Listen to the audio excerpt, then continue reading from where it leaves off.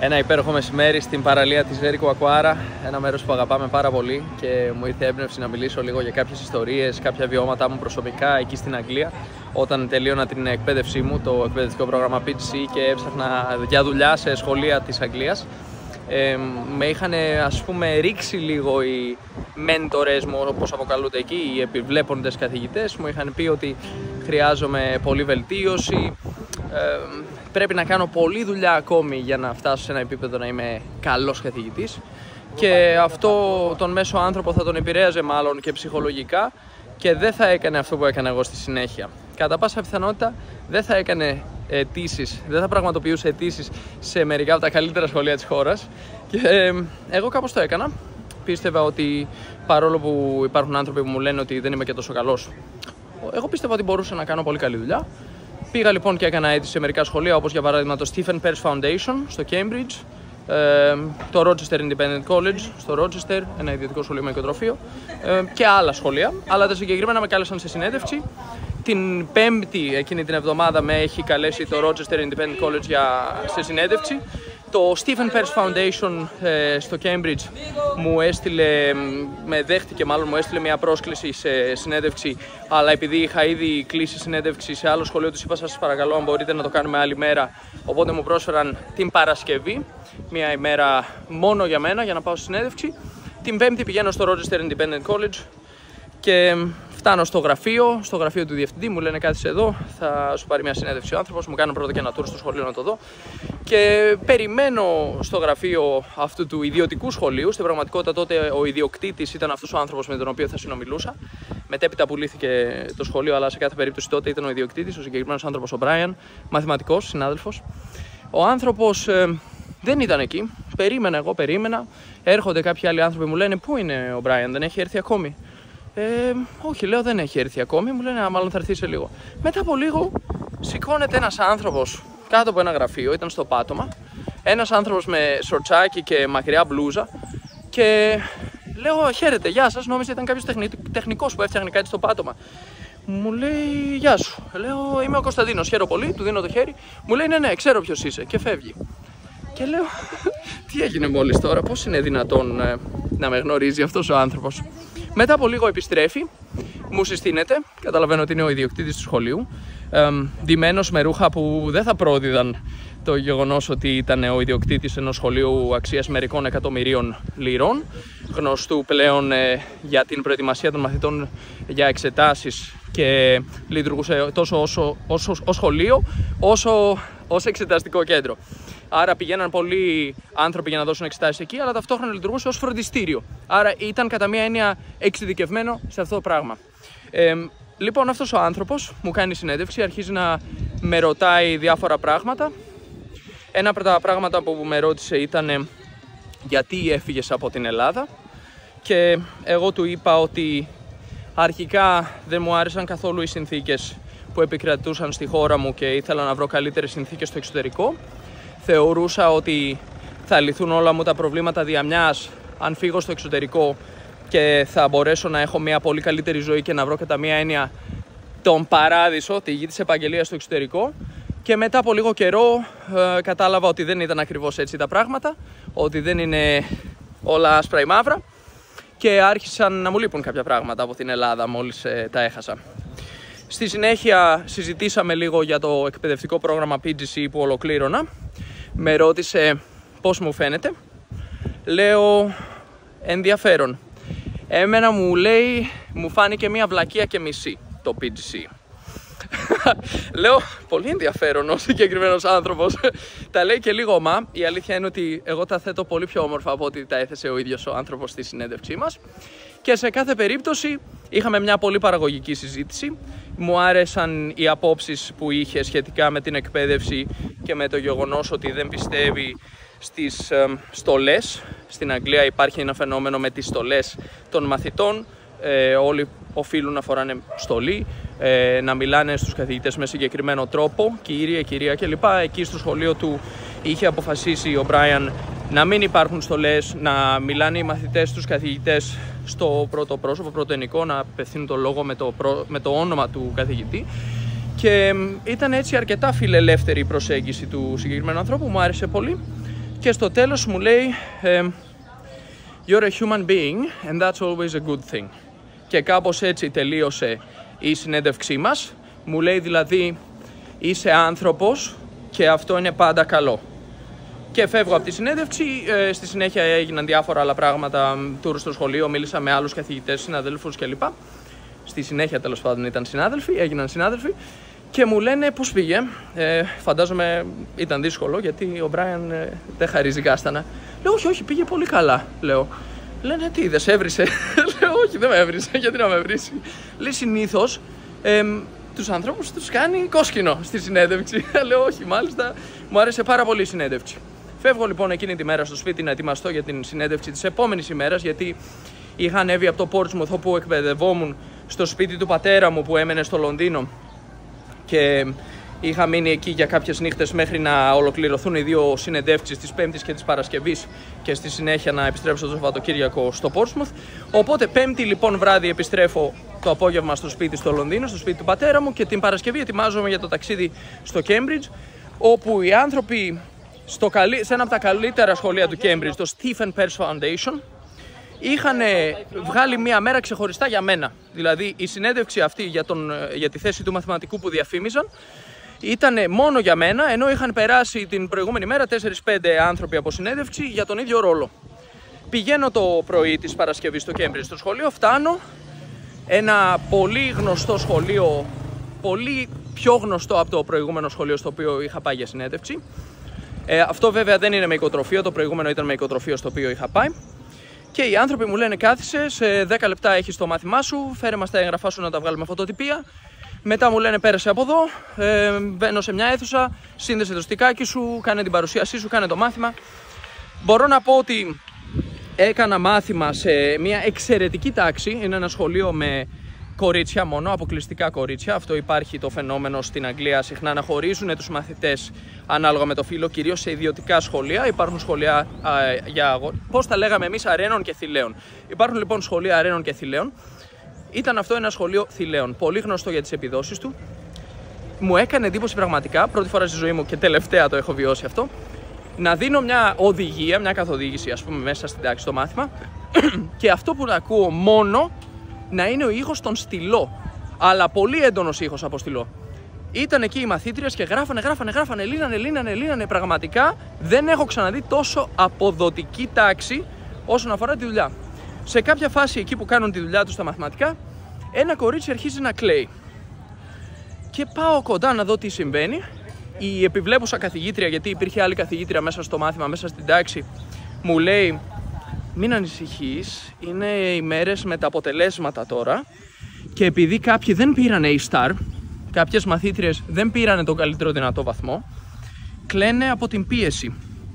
Γιατί δεν μπορούν να ανταπεξέλθουν στην πίεση που δέχονται στο σπίτι για να πάνε να πάρουν τους καλύτερους δυνατούς βαθμούς, να γίνουν γιατροί, δικηγόροι, μηχανικοί, πολιτικοί και ξέρω εγώ τι άλλο. Η επένδυση των γονιών τους, ας πούμε, είναι αρκετά στοχευμένη. Πληρώνουν συνήθως γύρω στις 20.000 λίρες, τουλάχιστον τότε ήταν αυτά τα χρήματα, και 30.000 αν είναι κάποιος που μένει μέσα στο οικοτροφείο. Το συγκεκριμένο σχολείο βέβαια δεν είχε οικοτροφείο. Άρα λοιπόν αυτή η επένδυση πρέπει να έχει κάποιο αντίκρισμα και στην πίεση λοιπόν αυτοί οι μαθητές λυγίζουν και μπορεί να έχεις αυτό το φαινόμενο. Εγώ νομίζω ότι έφταγα εγώ αρχικά. Η καθηγήτρια με καθησύχασε, μου λέει μην ανησυχείς, συνέχισε το μάθημά σου κανονικά. Αγνόησε το γεγονός ότι υπάρχει μια μαθήτρια που κλαίει εκεί. Μάλιστα, συνεχίζω το μάθημα. Μου έδωσαν και feedback όπως το λένε εκεί πέρα. Μου είπαν ότι ήταν εξαιρετικό το μάθημα. Στη συνέχεια πέρασα από διάφορα άλλα τεστ. Ένα από αυτά ήταν μια ερώτηση ουσιαστικά προφορική. Αν υπήρχε ένα φαινόμενο, αν έβλεπες ένα περιστατικό όπου ένας μαθητής και ένας καθηγητής έκαναν κάτι πέραν του φυσιολογικού, κάτι ανάρμοστο ή κάτι το οποίο ξεφεύγει από τους κανονισμούς του σχολείου. Θα μπορούσε να είναι οτιδήποτε αυτό, έτσι. Δηλαδή κάποιος να μιλάει άσχημα σε κάποιον, κάποιος να βγαίνει εκτός ρόλου κλπ. Τι θα έκανες? Και εγώ φυσικά ήξερα τι πρέπει να πω. Δεν είναι αυτό που θεωρώ ότι είναι σωστό να κάνεις, αλλά ήξερα τι πρέπει να πω με βάση τους κανονισμούς και τον τρόπο λειτουργίας των σχολείων της Αγγλίας, γιατί είχα εκπαιδευτεί σε δημόσια σχολεία. Και τους λέω I would report it to my line manager, που σημαίνει θα το ανέφερα στον επιβλέποντά μου, θα το ανέφερα στον ανώτερό μου.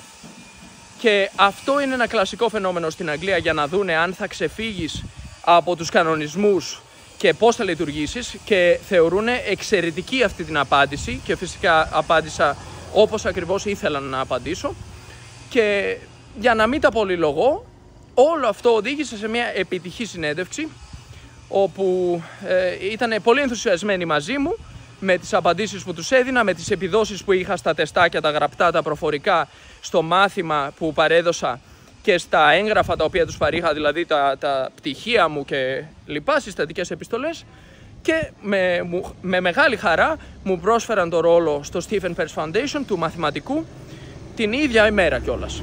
Μου έστειλαν απάντηση, σε δεχόμαστε, και μάλιστα δεν μου δώσανε το πρώτο κλιμάκιο του μισθού, που τότε ήταν νομίζω 22.000 λίρες, μου είπαν θα σου ανεβάσουμε και ένα σκαλί, σαν να έχεις και ένα χρόνο προϋπηρεσία, για ένα επιπρόσθετο κίνητρο, ας πούμε, για να σε προσελκύσουμε. Τότε ήταν 24.000 λίρες, ας πούμε. Ωραία. Το Rochester Independent College δεν μου έχει απαντήσει ακόμη, οπότε τους λέω θέλω λίγο χρόνο να το σκεφτώ, και μέσα στο Σαββατοκύριακο το σκέφτομαι, και πραγματικά αυτό το οποίο ένιωθα στην καρδιά μου ότι θέλω να κάνω είναι να πάω στο Rochester.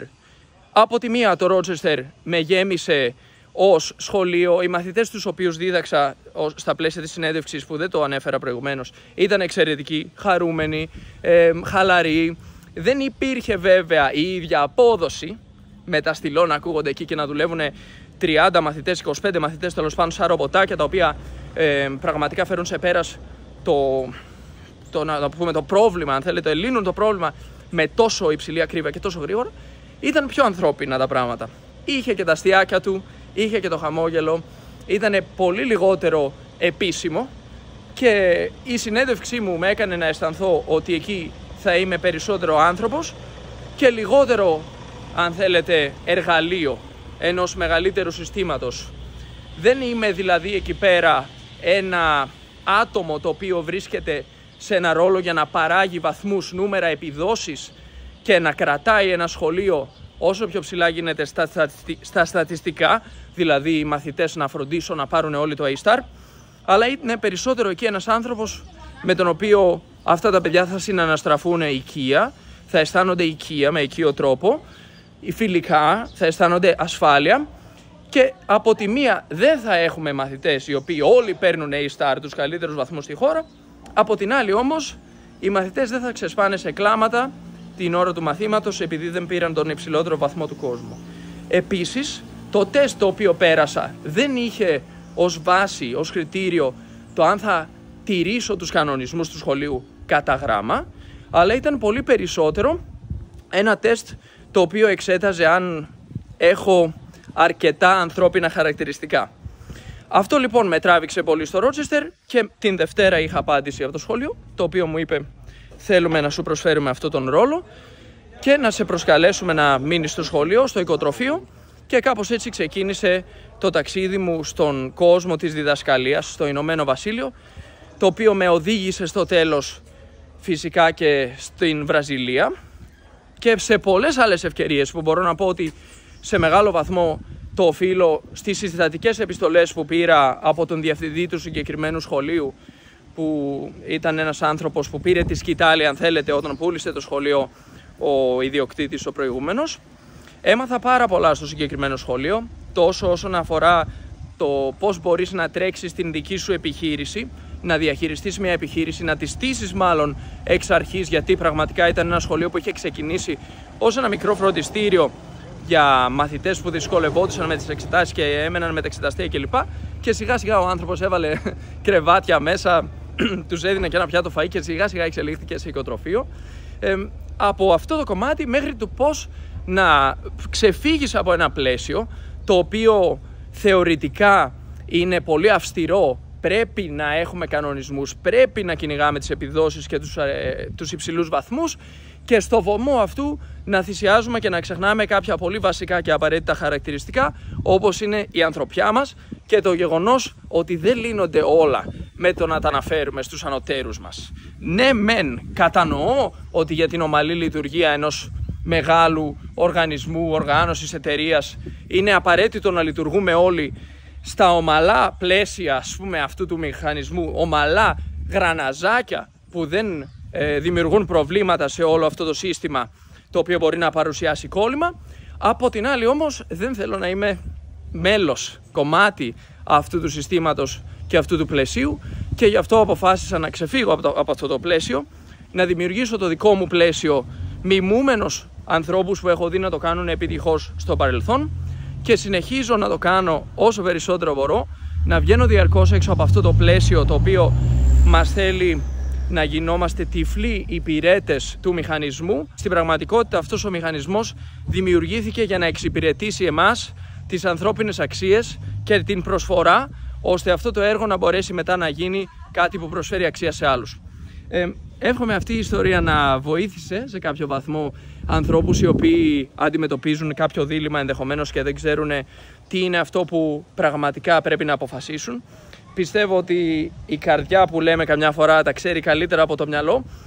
Έχει μια βάση και μια αλήθεια, γιατί είναι δύσκολο να είμαστε στιγνοί υπολογιστές, αν θέλετε, να υπολογίζουμε τα πάντα με αυστηρά μαθηματική ακρίβεια. Ξέρω ότι ακούγεται κάπως παράδοξο από έναν μαθηματικό, αλλά θεωρώ πολύ σημαντικό να αισθανόμαστε ότι αυτό που κάνουμε έχει πραγματική αξία για μας, και να μην ξεχνάμε ότι όταν έχει αξία για μας θα αποκτήσει αξία για άλλους, θα αποκτήσει ακόμα μεγαλύτερη αξία για μας και θα μας στηρίξει στην δύσκολη πορεία που είναι η ζωή μας, γιατί είναι τόσο δύσκολη από μόνη της. Αν βάλουμε και το επιπρόσθετο εμπόδιο του να κάνουμε πράγματα που δεν μας αρέσουν και δεν μας γεμίζουν, πραγματικά θα γίνει δύσκολο να την απολαύσουμε πραγματικά και να προσφέρουμε στους άλλους αυτό που μπορούμε να προσφέρουμε. Αυτά, να είστε καλά, πολλά χαιρετίσματα από Ζέρικο Ακουάρα. Επιστρέφω για να παραδώσω το επόμενο μάθημά μου στο σπίτι, κάτι που αγαπώ πάρα πολύ να κάνω, και θα συνεχίσω να το κάνω για όσο μπορώ. Γεια σας.